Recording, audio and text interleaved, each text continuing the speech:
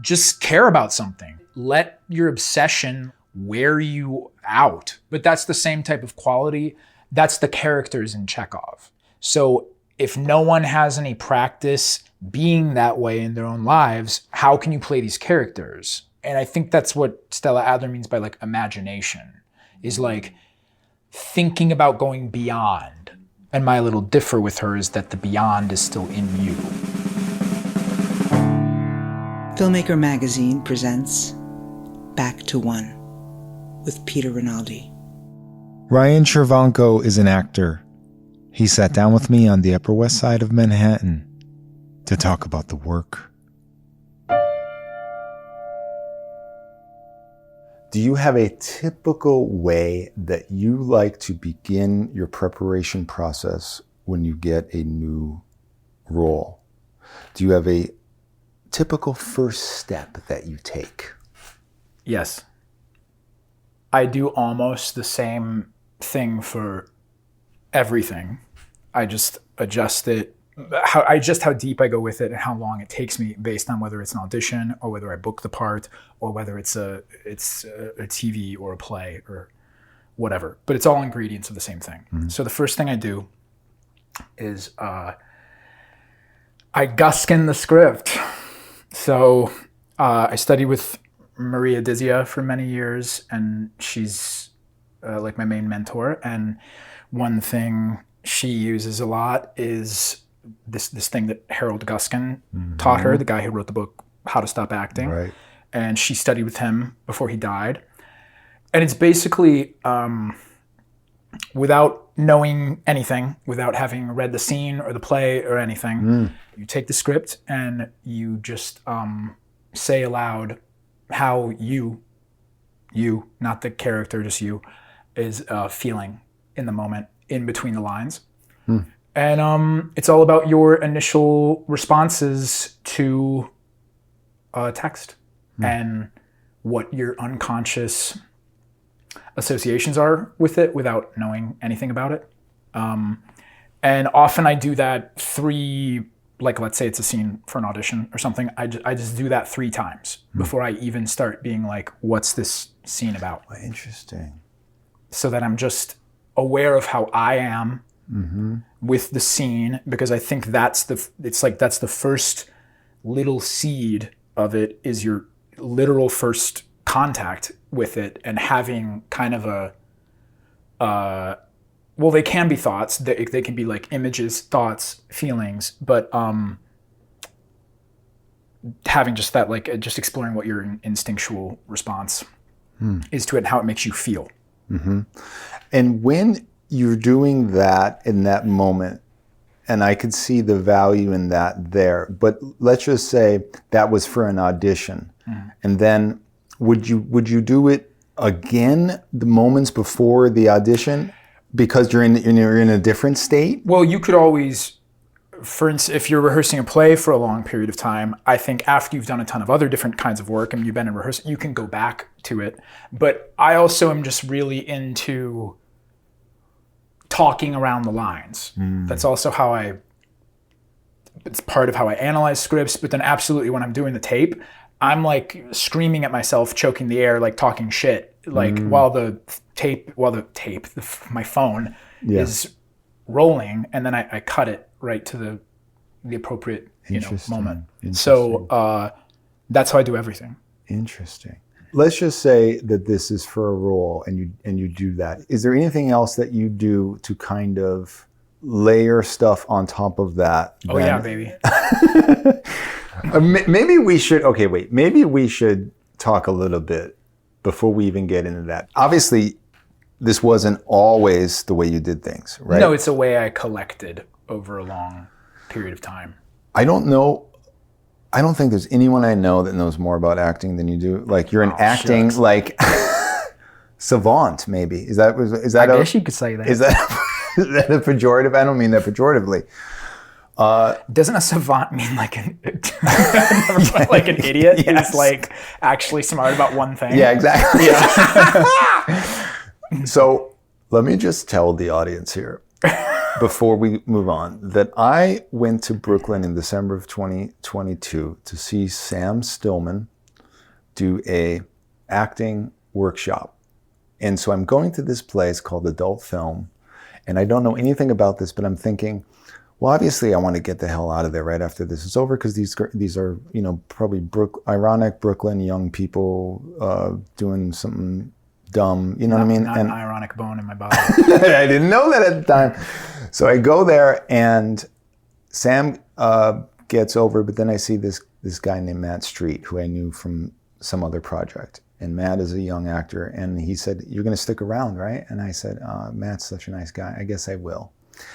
So that decision kind of changed my life, because that day, I think it was the beginning of the rejuvenation for me of theater. You rejuvenated, is that even the right word? You rescued my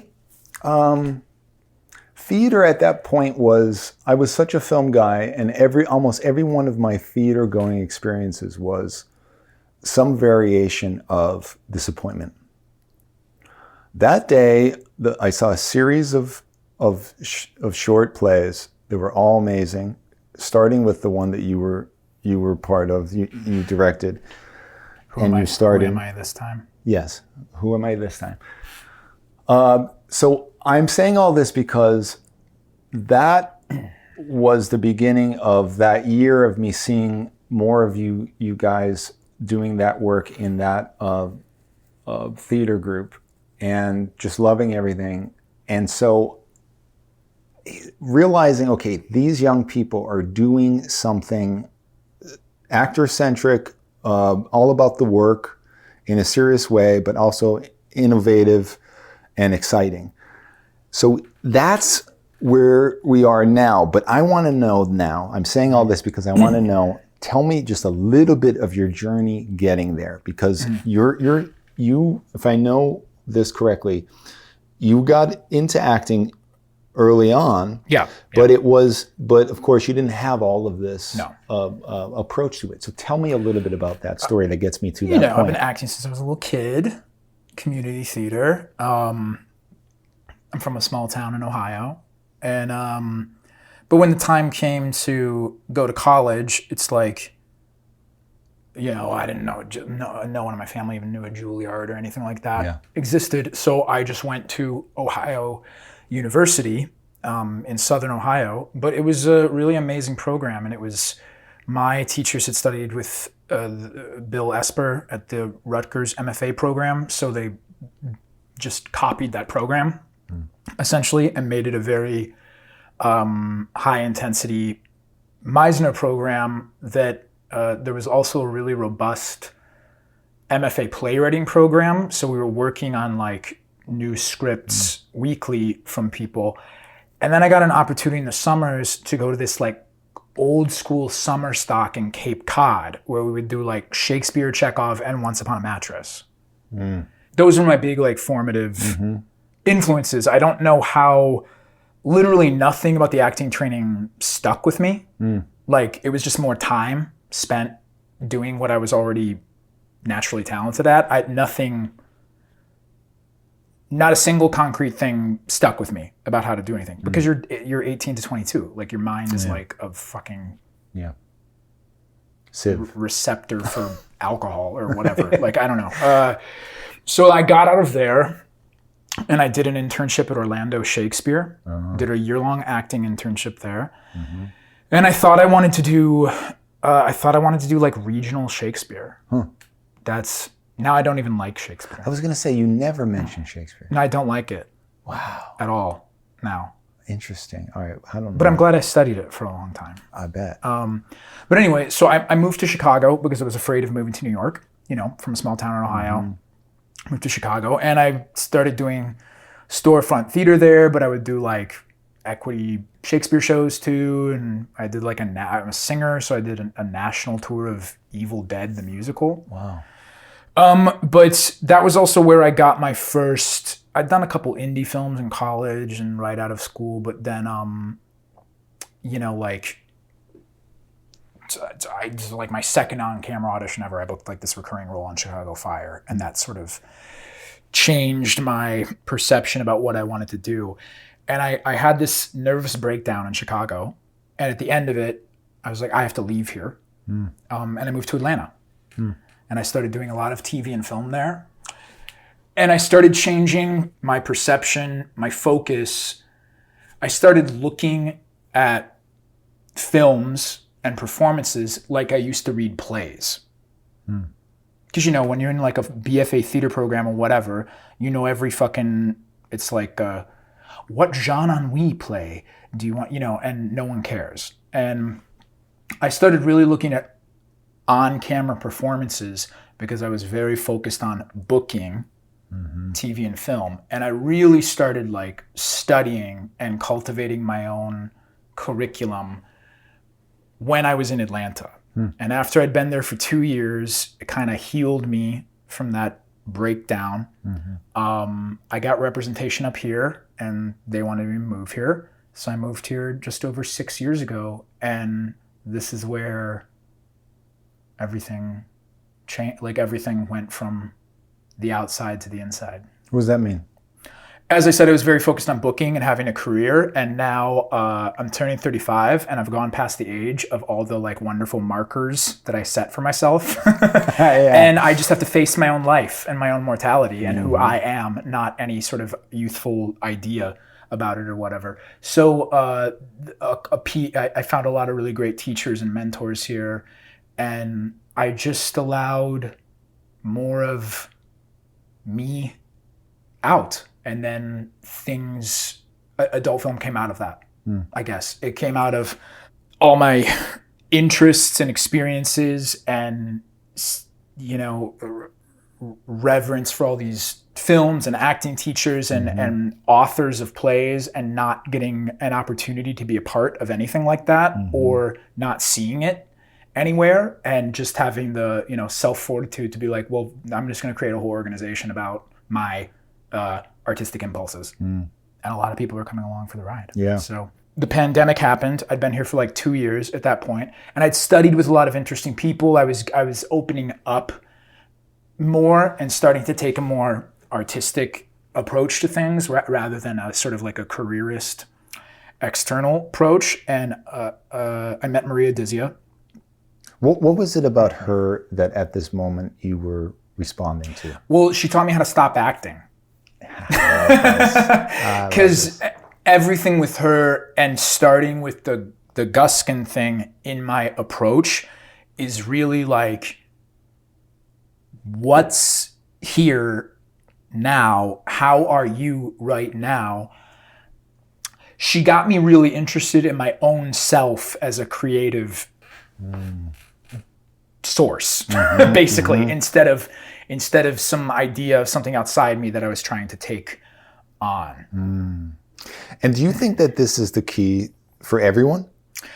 Well, I've thought about it, and, you know, I think the whole entire process I do covers most of the ways you could work. But I think all the great actors who maybe they're doing that intuitively.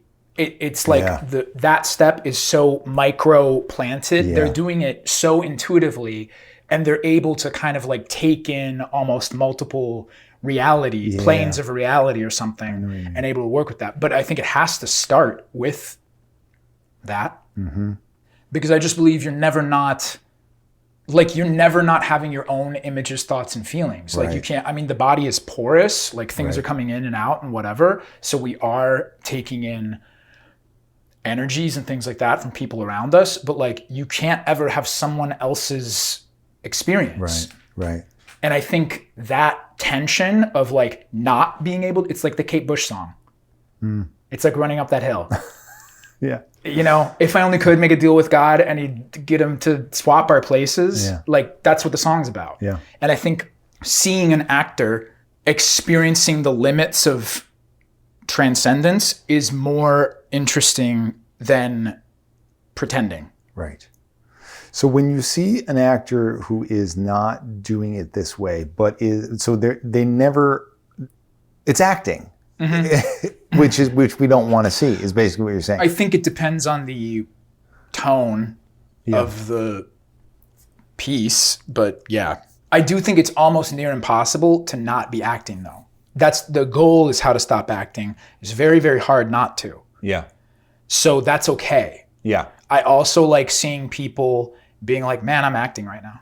Right. I think that's interesting. You know, I don't need to pretend we're not acting. Right. So you're saying to the point of saying I'm acting, even saying I'm acting badly is okay. Yeah, in your head. In your head, like yeah. Because the point you're saying your feelings in between the lines when you're gusking, then it transitions into you just have the words of the script, but you're feeling your real feelings and thoughts while you're doing it, which is influencing like how things are going for you. Right. So what happens when you have something, though, that you have to do in a scene that is completely kind of not connectable to, I already know what the answer is, because there's never anything, right? There's never anything. No, I'm just going to be like, it's impossible to not connect it to you, to what's happening with you. Right, okay. Well, no, ask the question. Well, I just mean like when there's something so foreign to... Then you just be like, wow, this is so foreign to me.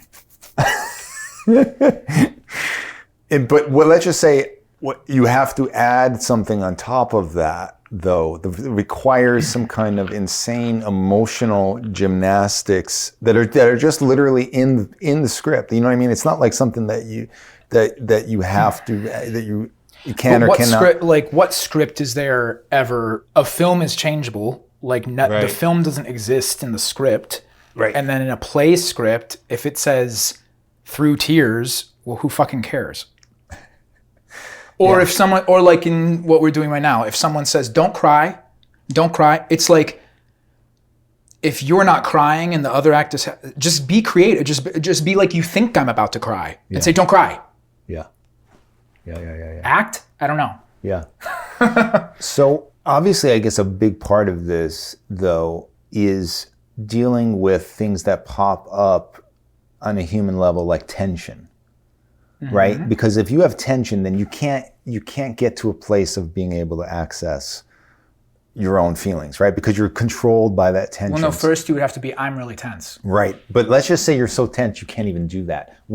How do you deal with that to get rid of that in order to be able... Who's so tense that can't do anything? Me. What do you mean? I don't know. Look, you want to talk about tension? Like, I just shot a movie. Yeah. And I had to shoot a lot of guns. Okay. And I was like practicing, and the stunt guy was like, you're shaking like a whore in church. Which I was really scared. But like... This is a great example because you're having to do something kind of dangerous or potentially like, it's not just about tactile trying to show that you know how to hold this thing and shoot it. It's also like you can hurt somebody or something. And you have to pretend like you've done this 1,000 times. But this is so like the point. So like that. Then that's one thing, practicing, and then it turned into an actual battle scene where not everything about the battle was done until the first take, and it was like, to me, it felt like being in a real battle. So my entire objective, I'm just like, there's no acting, there's no character. My objective is say the lines. Yeah. Because I'm terrified. Yeah. But that was a good job. That was good for me. What are we talking about? What is the question? Tension. So and then like, for instance, if I had been hired to do that 7 years ago, I don't know, maybe I would have pissed myself or like whatever. The tension thing is like, you just practice all the time until you have less tension. And then no tension is bad. Tell me why no tension is bad. Because it means you're not having a response about anything. Interesting. Why wouldn't you be tense? Isn't no response better than tense? You have to say no. But you just said this definition of tension, I'm just like, we all have tension all of the time. I guess so. Like, I don't understand. Like when people are like, let go of your tension. It's like, that's literally impossible. Yeah. Yeah. It's like when people say like, be present. It's just like, you fucking are present. Ooh. You're always present. Like, you don't have to work to be present. You just are. Yeah. Okay. I guess what someone might be saying right now, listening, might be saying, well, there's times when I I'm not present. But I guess you're saying No, you that, are. that you're presently thinking you're not present. It's like what Fran Lebowitz says, like she talks about the phone, like walking around with the phone. Yeah. You don't go, you're just with the phone. You're Yeah. present with the phone. Right. Like you're not in an alternate reality. You're just present with the phone. Yeah. Which like, okay, that's Yeah. where you're present. You're Yeah. just choosing to be present with the phone. Yeah. So let's just say I'm present with my tension. Good. I love that. Well, because what I'm saying is that if you're getting tense because you're about to go on stage or you're about to do an audition or you're about to, that's the natural physiological response that you're having Yeah. to the material, the situation, whatever. So that's what's happening. Right. What you're saying then is that if I am unable to function in, let's just say I was in that scene with that gun, one of the many men that were running around, right? But I was paralyzed by my tension. You would say that my problem was that I wasn't recognizing the tension. Correct. I would have said that they made a mistake hiring you. Yes. But let's just say somebody's really good in an audition, and then they get there, and if you were shaking in your boots, the other people probably were too. Yeah. Do you know what I mean? I mean, But like I was able to just let go to some extent because I've done a lot of scenes with guns before. I've done a lot of action scenes, but I've never done something that crazy. Yeah. But like, I do have some body memory for it or something. And we're just making a movie. Yeah. Have you ever been in a situation where, because you direct as well, so you're, and we should eventually talk about how your directing feeds your acting, right? But have you ever been in a situation where someone is actually directing and making things worse for you because they don't know how you're working? And what do you do in a situation like that? No one has ever done that because directors don't pay any attention to you. So, okay, correct. In experience, look, I've not been a series regular. I haven't even been like a recurring guest star. I have not had, aside from maybe an independent film, like I have not had a multi-week, long-term return relationship with a director, but I've had it in professional theater. Yeah. And professional theater directors are, most regional theater or theater around is very product oriented. Mm-hmm. It kind of has nothing to do with the interiority of anything. Mm-hmm. And they can use the excuse that we only have 3 weeks of rehearsal or whatever, but so you're saying they're so bad that it's not even a problem. Yes. So what I'm saying, and back to something you said at the beginning about something about a directing, it's like an actor should be autonomous, which means a director is a bonus. Yeah. Yeah. Like you should come into should the be rehearsal directing room yourself. or the set or whatever with so many ideas, so much understanding, so many things you want to do and try that you can be doing that, and then they'll just add or subtract or shape or whatever. Back off. Yeah. But they don't do that a lot in TV and film because there's 8 million things. And then in theater, I think just most of the theater is not what I want out of.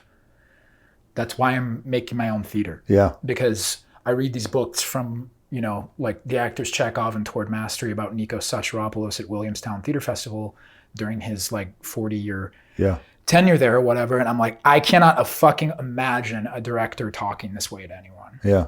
But that's part of the craft of the acting. It should not be dependent on a director. Yeah.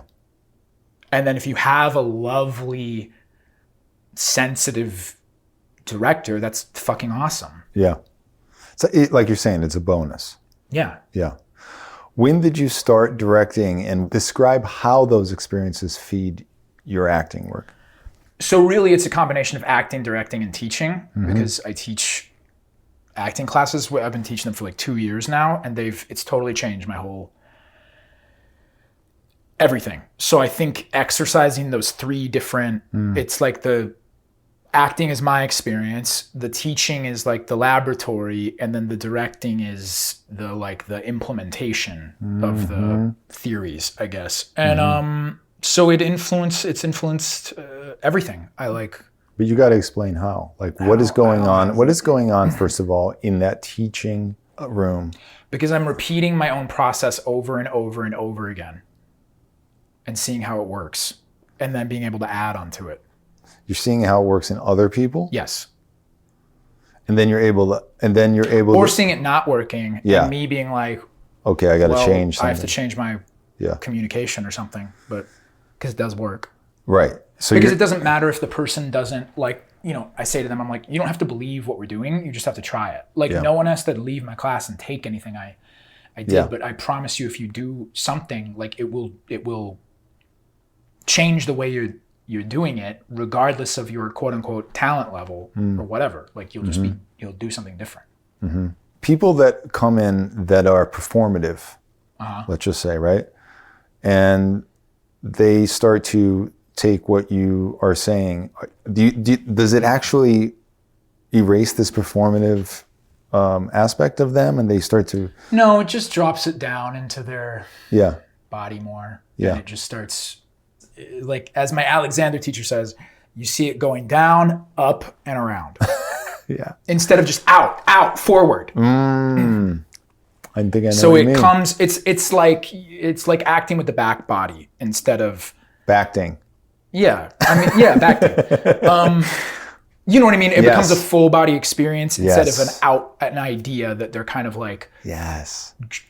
buffeting out. And that full body experience is coming from just not acting, from the focal point of what you're talking about, which is just okay. Tell me. You want me to keep going through the process? Please. All right. So we do the Guskin. Yeah.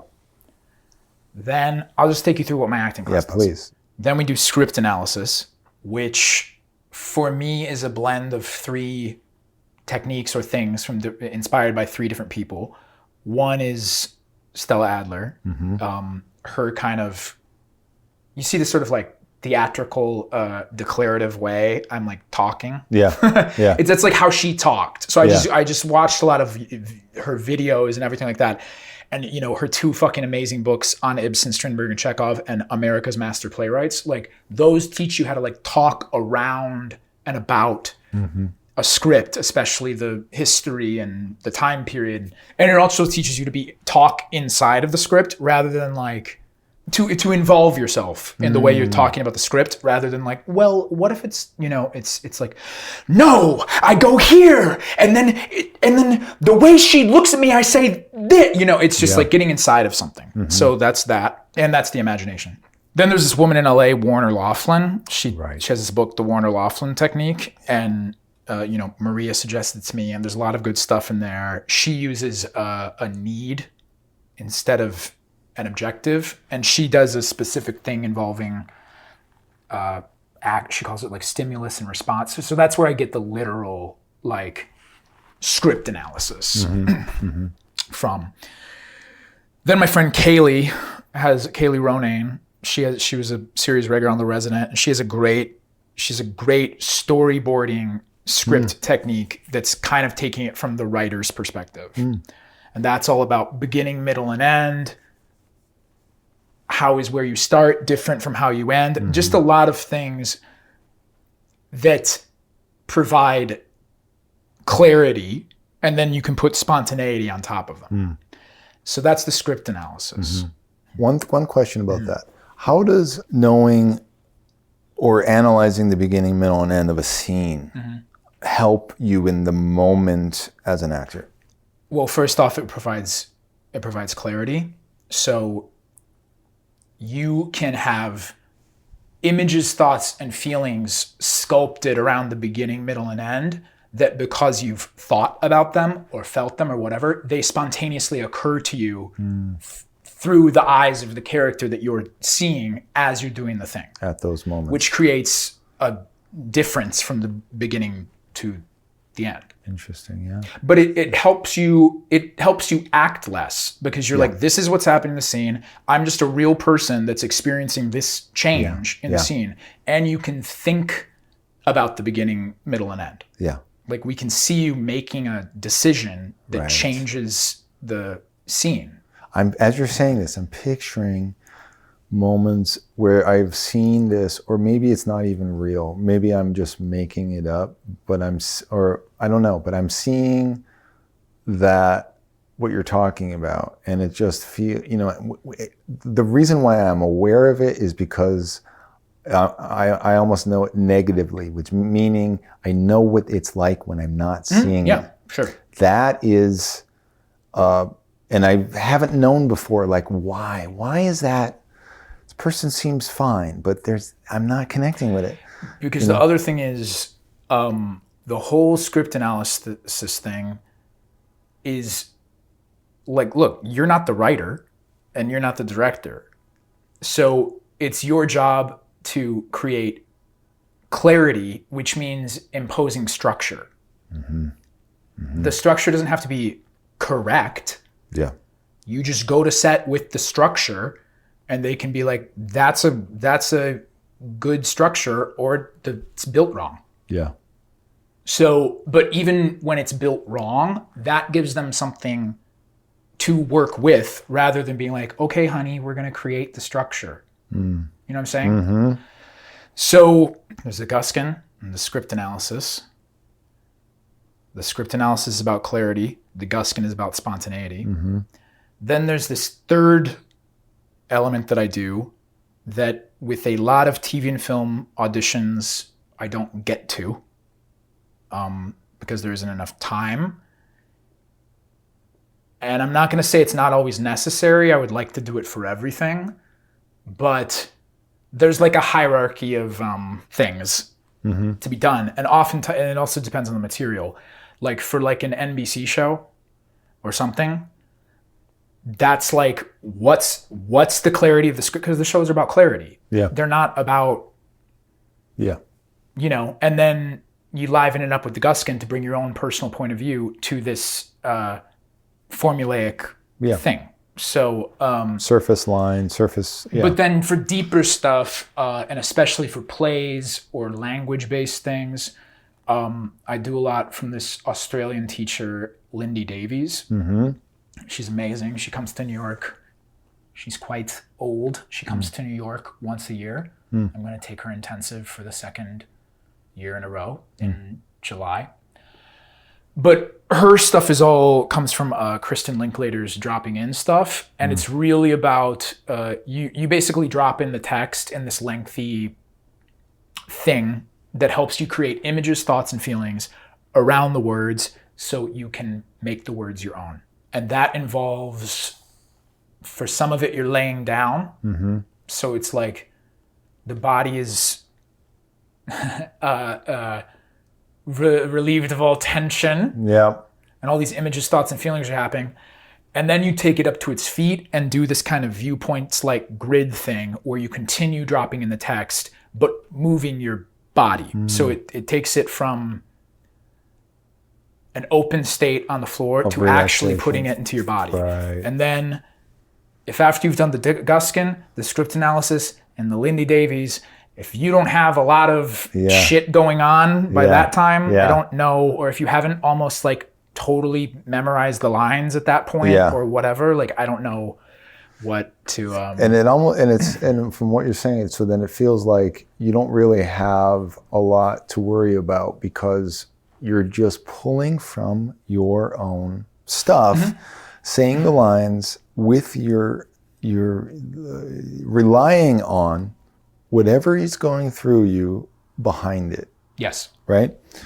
And so that feels, I guess that kind of feels like it's not scary because you don't have to get somewhere. You're already there.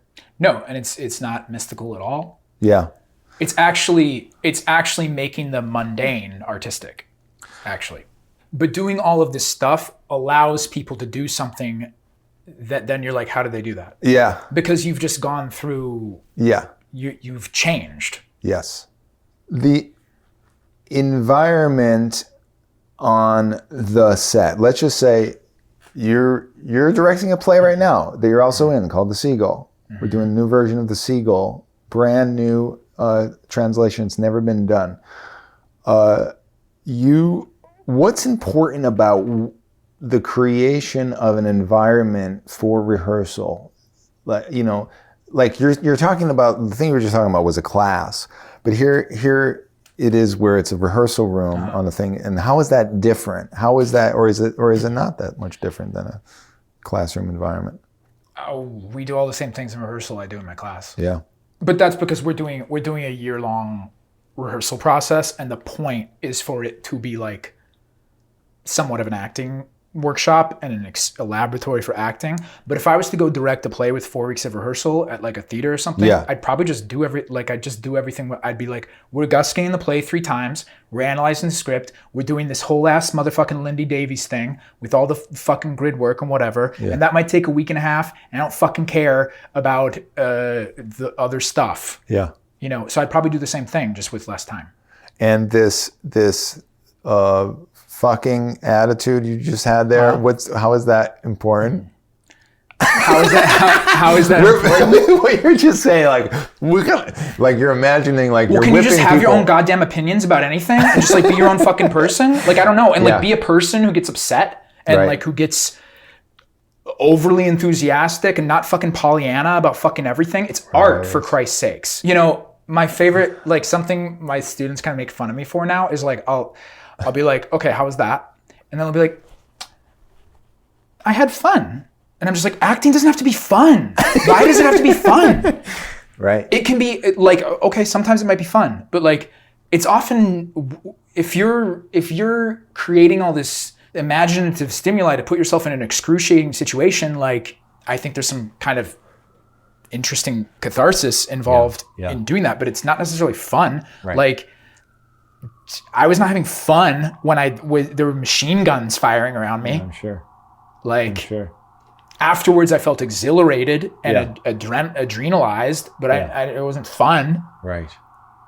So, you know. So what that brings up the whole thing of, like, when you're doing material that is, and because you are tapping into yourself, there's often, I'm imagining, times when you're facing some things that are going on in you that are not pleasant. Mm-hmm. And if you have to keep doing that over and over again, isn't there a potential mental health ramification? No, I think examining that helps you integrate more. Interesting. Because then if you become acquainted with those dark things and you're able to be, you know, not necessarily have an answer for why, or why someone did something to you, why you did something to someone, or whatever, or like, how can I be like this, or how can people treat me this? You know, it's just like, they're just feelings. Yeah. So I think the more you can not detach, but the more you can just be like, that's just a feeling, and I'm curious about the feeling, and rather than being totally consumed in it. I think that lets you be more yourself, and then also makes you more nimble to jump to more open emotional states. Because you can jump to the state. Well, it's not even about the state. I'd rather see someone being curious about a feeling rather than like experiencing the feeling. Mm-hmm. Because then it closes. If you're just in a feeling, like it you know, entirely to the exclusion of other things, it closes you off. Yeah, I've seen. You know, and too. It's just like, I think that's all great acting, and like, you know, just like Chekhov's writing, he's not really settling on an opinion about anything. Right. There's no like real morality or judgment, and I think when you're playing something, you should also never, you know, it's impossible to just play an action. Our minds are we're too obscure to ourselves to be like, I definitely am definitively playing that action. Yeah. Because like my opinion, you know, just like the Declan Donnellan actor in the Target thing, it's like, if you're playing an action, it also implies that you're going to fail. So I'd rather be in that kind of like two things are happening at the same time. Well, actually a million little things are happening at the same time where they're so imperceptible, which like the Guskin exercise, saying how you're feeling in between the lines, the exercise is always a failure because even by the time you say the feeling, you've micro feelinged to a million other things. Right. But that's not the point. Right. I mean, somebody like me, and I know you're going to hammer me when I say this, Yeah. but I'm not in touch with my feelings. Yes, you are. See, I knew it. So I'm really not. But I have two I didn't feelings. hammer you. I have two feelings. I have two feelings: anxiety and anger.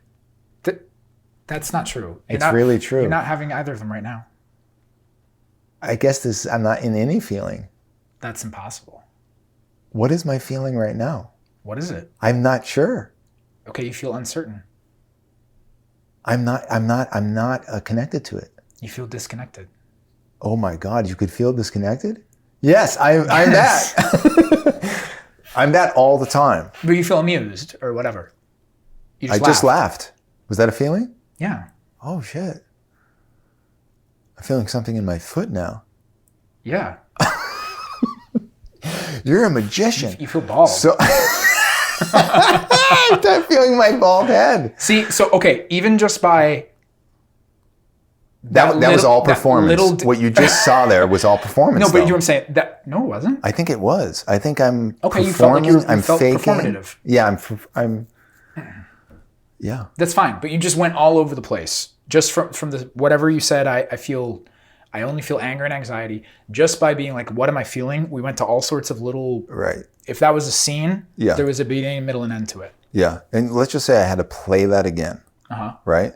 You wrote it in a script, and I had to reenact it. I would not because know how to do that. Because at the end of it, at the end of the little thing, you settled back into the way you normally are, but it's not how you normally are. Something changed. That was one of those micro changes you're talking about? Yes, but that's often interesting to see in writing, especially in someone like Chekhov. It's like something happens to someone and then they just go back to their old way of being, except they're actually forever changed. But the actor has to make that subtle change through their literal decisions and their allowance of their own perception. What happens when how you're feeling in that moment is nowhere near what the person in the scene is feeling? I mean, there's no scene. It's a series of words. But if you read a scene, when you first read The Seagull, it was played in your head. The Seagull is a bad example because it's like near perfect. Isn't that a good example? So no, because when I read The Seagull, I don't think there's any way for anything to be. Okay, then let's just use another play. Okay. Any other script. And it's playing in your head. Yeah. You are seeing a version of it. You may not be seeing actual faces, but it's like you know how these things are being said because you're reading it. You're just a reader. You're not thinking about doing it now. You're just reading a play. So that means that there was things that happened in it, and it was telegraphed to you, and you got the idea of how this person is being. And now you have to one day you have to step into it and be that person. But that day that you're doing it, you just broke up with your boyfriend or whatever. Now you're fucked up about it, but the scene is something else. But you're all day and every moment of that performance, you were fucked up because you just talked to him on the phone. Like, I don't know, how do you, I'd be kind of interested in seeing someone do something, but there's kind of something else going on. Yes, but what if I in the audience am not getting the play then, though? Well, everyone isn't supposed to get everything. You're saying it might be an interesting, and it might be an interesting variation on that. But that's what I'm saying. I'm just like, how do you adjust? For instance, if we're saying this is a play, this hypothetical thing that we're talking about, the moment of the play is there is no play. Like there's a script that actors are interpreting, and each performance has never happened before, so there's no the the understanding There's no right way to do the it. understanding of the play by everyone who's involved in it will have changed from the first performance Right. to the final performance, and you shouldn't stop that. Mm-hmm. So There's no nothing, right way. There's no and right there's way. no wrong. There's nothing wrong about one afternoon it being colored by, because that's your interpretation of your story of your life in Yeah. the moment. Yeah. So you're saying, Because what else would you do? Fight the feeling? I don't know or what to- well, you would have to find a way to channel that energy into the other energy appropriate for the scene. Well, I'm saying if you make a conscious decision that you're like, I don't want this energy to cloud my performance, that's also fine. But then you would need to do whatever you do to like disperse the energy. Right. Interesting. I mean, But you couldn't do it. A good actor wouldn't do it in such a way that it like complete, you know what I'm saying? Like Yeah. it changes the moment, not the entire fabric of, yes. you're not going to change them. You would go to your need for the character, and your personal experience would merge with the need and be colored in that way. You wouldn't forget every other piece of work you've done. You would actually use all the work you've done as a way to deal with the feeling. Mm-hmm. I see. But you would be it's impossible to not be dealing with the feeling of something. It doesn't matter if the thing that happened to you is, let's say you had a completely mundane, boring day that was whatever. Yeah. Like, that's your feeling. Yeah. It's no greater or lesser than the more quote unquote emotional feeling. Right. Tell me what it's like to finally be doing Chekhov in the way that you want to be doing it. You know what I mean? It's my life. So tell me. So Chekhov is very, very, very close to Chekhov and Tennessee Williams are probably my two. You know, I think there's some filmmakers that are just as prescient to my mind, but Chekhov and Tennessee Williams are probably my two biggest influences, and Williams is very influenced by Chekhov. So I was 21 and I did a production of The Cherry Orchard at this summer stock that I mentioned, and I played the asshole butler, Yasha. And I did it with this actress, Laura Esterman, who's she's like an Obie Award winner, and she's a real old school New York actress. And I was a fucking idiot. I had no idea who she was. She was playing Ranevskaya.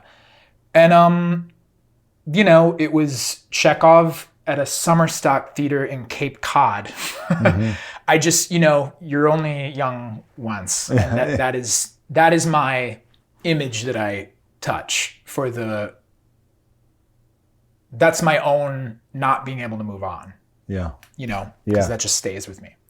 Anyway, so I did this. I was really influenced by it. Then that was going into my senior year of college. And then I found this book, The Actor's Chekhov, about Nikos Psacharopoulos at Williamstown. Read that, was hugely informative for me, even though I couldn't really understand it. And then when I went away from it for a while, and when I started rebuilding myself in a way in my late 20s, in the book How to Stop Acting, he suggests that Chekhov is not something that advanced actors need to work. It's something that beginning actors need to work on. So I started viewing Chekhov as like the starting point of all acting in a way. And then I started becoming more aware of the theory, just like Stanislavski to American Lab Theater, Boleslavsky to Strasberg and Adler and et cetera, and how it became all the pedagogy of everything. So I just started sort of viewing it as like the pinnacle of all modern acting, and that the values you play in Chekhov are present in all great films or all great plays, or any acting, really. So I started viewing that as the thing instead of Shakespeare. Because I used to think of Shakespeare that way, and I was like, actually, Shakespeare it's not different, because you could do all of this stuff for Shakespeare, but it's different. Because it's verse, because of that, because of the text, because it's... Well, it's just like you're thinking on the line, and the lines are poetic. In Chekhov or any random TV show, it's not about the words. Yeah. Whereas in Shakespeare, it is about the words. Yeah. And I also don't agree with people like, well, Chekhov is about the subtext. No, it's not. There's no subtext. They mean what they say. They're Russian. There's not, they're not being like, he really means like, no, that's not it. They're just behaving and saying things. So actually the subtext thing is a cop-out to actually make yourself do behavior.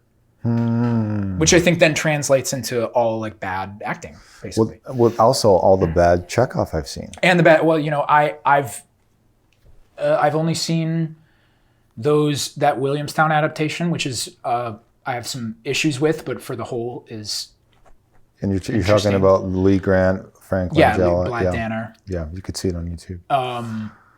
And then there are these films by this Russian director, Nikita Mikhalkov, the unfinished piece for the player piano, and Oblomov and other things. And those are very much, I think it's very much Russian, but it's absolutely in the spirit of like what I think it is. And anyway, so started exploring Chekhov all the time. And I used it for almost 2 years as like in my class, we just do Chekhov.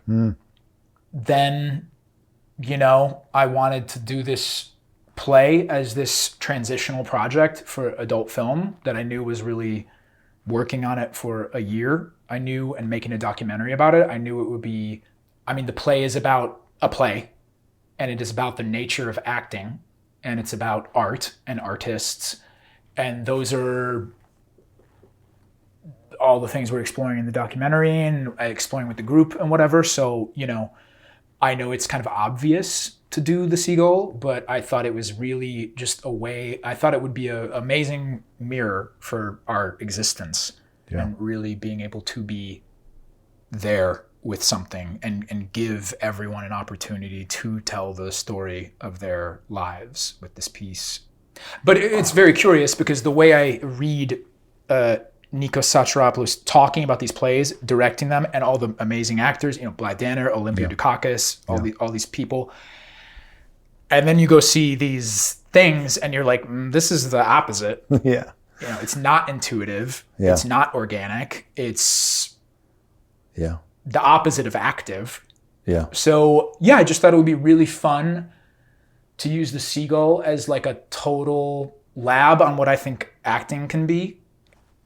This is something I always wanted to ask you. It's going to make you yell. Let me turn down the knob. Tell me if I'm wrong here, because you're reading the Method right now, right? Or I read it recently. Okay. Chekhov was annoyed by Stanislavski, right? Stella Adler is a disciple of Stanislavski. Yes. Why should we listen to her about Chekhov? Because Chekhov is the writer and not the director or acting teacher. And I think they're both right. And Stanislavski changed. Oh. Do you know what I'm saying? Like after those first few productions where Chekhov was like, I fucking hate how he's doing it, whatever. They changed. Like that stuff was, what he was doing was so new at that, and Chekhov's writing was so new. It took like a while for it to integrate, and Chekhov was probably dead by the time it integrated.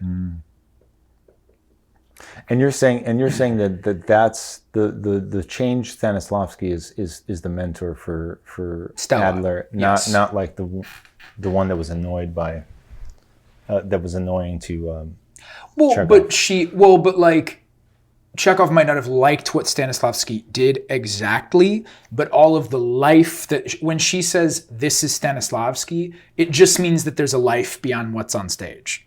Yeah. Which maybe it was not to Chekhov's liking or misapplied at first, but he was doing something that was, but also people, I don't know. That's a good one. Well, I was thinking that it's almost like a composer who is saying you're out of tune, and then he dies, and then we don't know what the tune is. But I know this because the way that Stella Adler talks about Stanislavski's stage scores and the way, like, I don't know if they're all exactly Stanislavski's ideas or they're her suggestions or whatever, but they're the same way Nikos Psacharopoulos talks about things. So that's why. It means go beyond. It means anything could happen. Why didn't you go to the piano? Maybe you should have slammed the piano keys on your fingers. Maybe you dropped a glass of wine. Maybe you both had wine at the same time and you drank out of each other's cups. Maybe her hairpins fell out. It's like it's like complication of life. So you're dealing with things and not acting.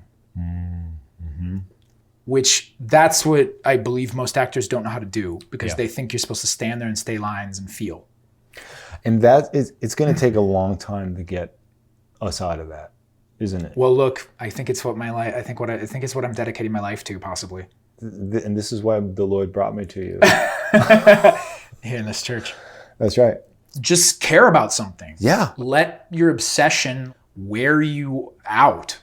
Yeah. And but that's the same type of quality. That's the characters in Chekhov. So if no one has any practice being that way in their own lives, how can you play these characters? Yeah. And I think that's what Stella Adler means by like imagination, is like thinking about going beyond. And my little differ with her is that the beyond is still in you. This is going on, the Seagull play is going on in May, Thursdays, Fridays, Saturdays, and Sundays. Most of the time in May. Go to adultfilm.nyc. Don't just put adult film into your browser, please. Go, that will bring you somewhere else. Is there something about specifically film acting, that the idea of the camera being there, that you either in your training, why is this funny? I don't know. In your training of people or in your approach, that is just that you have to adhere to some other kind of approach because of that thing? I mean, I was just saying this the other day. Like, I think you just have to be in whatever room you're in. Forget about the camera. If you're in a bedroom, no, I'm not saying don't forget about the camera, because you're in the bedroom with the camera. So the camera's in there. I mean, I don't know, how can you not know the camera's there? Yeah. So it's not a bedroom, it's a set. So you're saying... Okay, well, if you're in a set that looks like a room of a bed that's in a bedroom, it might be you're a not bedroom. going to project in the way that you would when you're on a stage. Right. So just be in the room. If you're on a stage, like, you have to project. Right. Or even, we did the play in the bar. The bar is really noisy. Yeah. And I have to reach everyone that's in the bar. So I'm not talking to my scene partner at the same volume that I would be talking at if we were actually having a conversation at the bar. Right. Which is fine to acknowledge that. It's fine. Yeah. But I use that acknowledgement of it in my creation of this is the moment of art. I don't pretend, I don't shove it away. Yeah. So I just think you have to, and then you can do all of these things in whatever room you're in. You can be doing the gusking at a large scale, projecting to 1,000 people. And you can also do it in a room with a crew of 7 people, and you're just talking to your scene partner. And there's nothing about the actual, like, that what you're just talking about there is kind of like vocal, but I'm talking about like facial. No, I would do the same, the facial thing. I do it all the same for everything. Isabelle Huppert is my second favorite actor, next to Jenna Rollins. Yeah. And Isabelle Huppert does plays all the time.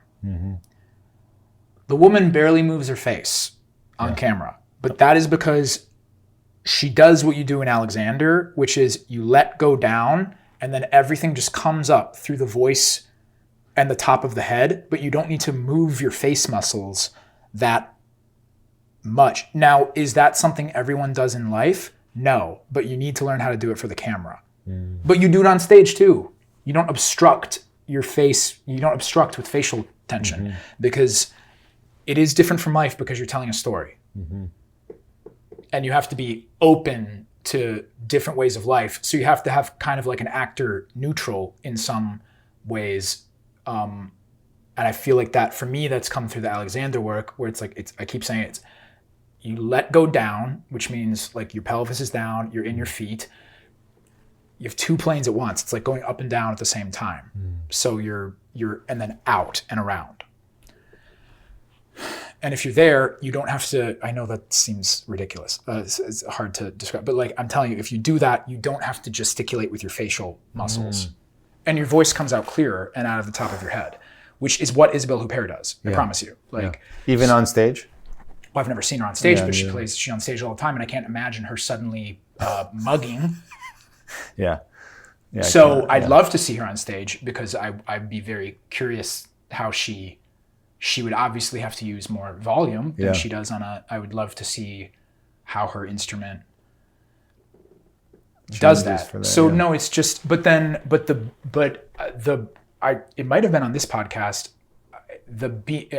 I think the being on your voice all the time is very important. I think J. Smith Cameron said something. She was like, the underplaying is going to look dated in 20 years. Yeah. Whereas like, you know how to me, there's 8 million things to be gleaned from the performances of Joan Crawford and Bette Davis and everything from it's just, it really stuck with me when she said that. Yeah. So I'm very much, you can be on your voice and still just be. Yeah. This Alexander aspect, or just this idea of really being in tune with your body, seems really important. Which I've been studying the Alexander teacher with a wonderful teacher, Karen Braga in New York. Maria turned me on to her, and she's the person that really allowed my whole. Since I started working with her, I've gained like 25 pounds in a good way. And I feel like my body has actually turned into the shape that my body actually is, instead of cutting off my lower body all the time and putting all this tension to my shoulders and whatever. I feel like I'm actually, for the most part, a balanced body. And this seems important, right? Like, yes. I feel like I'm really out of tune with my body. And I know I said I'm not in tune with my feelings. You think you're out of tune with your body because you're not feeling into your whole body. As soon as you get you can start thinking about where your tailbone is or whatever. It's not that your tailbone hasn't been there the whole time. Right. Just something happened to you that made you cut off your thinking feeling from the tailbone. So it's like, your body just starts allowing itself to be how it actually is, which turns into a more full body intelligence and is less in the head for most people. Or upper body. Or and it also, it allows you to, most of it, especially in New York, I think most of us protect ourselves muscularly from the outside and hold up our bodies with our outer legs or our shoulders or things like that. And the Alexander work allows the spine to be the column of your body, and then everything else melts off of that's how your body's actually designed. So all it does is help you just use your body how it's actually designed by God to be used. So. And this obviously helps then with the voice. Yeah, it kind of is voice work. Yeah. Because I do a lot of voice work too at HB Studio, which I've been taking a voice class at HB Studio for 6 years. So you continue to take the voice class there? Yeah, I just take it continuously. And what does that do for you? It helps me loosen, deepen. And part of the thing I'm responding to in your group's theater work is that you're not projecting like theater kids do. No. So we're also not sinking to our couches, vocal frying. Like somewhere else. Other places. See, I like that sometimes. Certainly more than the projecting. But you're saying you're in the middle there. You're saying it's not a matter of you're projecting without seeming like you're projecting. Just be fully you in the room that you're in. Right. And able to communicate to everyone in the room. Right. Because it's kind of interesting. We'll be in my little studio and my students will be like yelling. And I'll be like, you don't need to, I'm over here. I'm on one side of the room and I'm talking to you right now and you can hear me clearly on the other side of the room. Don't overshoot it. Part of the reason why I love to listen to you and David on your podcast, which is called the Adult Film Podcast. Oh, Adult Film NYC podcast. Adult Film NYC Podcast, is because you guys are really honest about yourselves and your careers and struggles and the successes, and just keeping it real about this stuff, which is really refreshing, because there's a lot of fake bullshit surrounding this Actor stuff. marketing pro. Yeah, this kind of thing. And so I want you to just give me an idea of, you're doing what someone like Chris Messina says people should be doing, making the work for themselves. Making if somebody's not putting you in something, you're doing it yourself. You're putting in it. At the same time, of course, you're still going out and trying to, which is do different than, I feel like a lot of this stuff that lands in actor marketing pro land. People make their own things because that's a checklist item Right. that an actor is supposed to do now. Right. You can just feel it. Yeah. You know what I mean? You Yeah, can feel yeah. the difference. And Right. like, I'm not shitting on anyone, but like, that's more of the like behavior that doesn't really add up to anything deeper. Where are you now, and how close is it to where you want to be? Because it seems like when someone like me can go and see what you're doing and being like, okay, this is where it's at. That to me is a success, because what I care about is all that matters. So Yeah, I mean, I don't walk around feeling like a success, but I'm more satisfied than any other point in my life. I mean, for my I'm actually enjoying not knowing where I am for the first time, or not needing to know where I'm going. Like with the company, for instance, this has gone way farther than like I ever thought it would. So I just keep that perspective. And then in my more commercial career, it's like, I don't know, man, like I audition and I get parts or I don't. in your ideal scenario, are you just a constantly booking actor? I'd like to be working constantly in TV, theater, and film at great levels and have this company. Both. Yes. And I'd like them to influence each other. Yeah. I don't know if I need the company to become like a step and what anything like that. But like this I is want to like ride it. Yeah. But this is like Philip Seymour Hoffman kind of thing with Labyrinth. Yeah, definitely. where he's feeding it into, and then Yeah, that's absolutely. yeah. No, and look, don't get me wrong. Like, I wish I was booking more than I am. I'm just saying that for the first time, I'm okay with where I am, instead of always being like, why am I not there yet? Or this person is there and I'm not. I'm not saying I'm fucking perfect and I have no feelings of jealousy or whatever ever, but like, I'm pretty okay with it. And that's really new. Like, that's a really new feeling in the past 2 years. It was the biggest waste of time in my 20s. Is like that feeling. Yeah. I want you to come back on this show Okay. many times over your life. Right. And I want to take this opportunity to thank you for what you've done Oh my for God. me, with returning me to the hope of theater. That's what you've done. And I was I'm still cynical, but I was a really cynical person when it came to theater. And now I'm filled with hope about it because of you and your people. Ryan Czerwonko, thank you so much. Are we done? Yeah. Okay. Back to One is a production of Filmmaker Magazine, which is a publication of The Gotham, formerly IFP. Listen to back episodes of this podcast at filmmakermagazine.com or wherever you get your podcasts.